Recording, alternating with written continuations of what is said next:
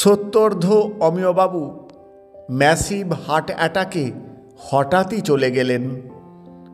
সারা বাড়িতে শোকের ছায়া। অমিয়বাবু এলাকার একজন সমাজসেবী মানুষ ছিলেন, তাই অনেকেই শেষ যাত্রায় তাকে শ্রদ্ধা জানাতে এসেছেন। 12 বছরের নাতি শুভ বিশ্বাসই করতে পারছে না তার দাদু আর নেই। দাদুই ছিল তার সবচেয়ে কাছের মানুষ। শোক সামলে কোনো রকমে প্রণাম করে গেছে দাদুকে। তারপর ধারে কাছে আর তাকে কোথাও খুঁজে পাওয়া যাচ্ছে না।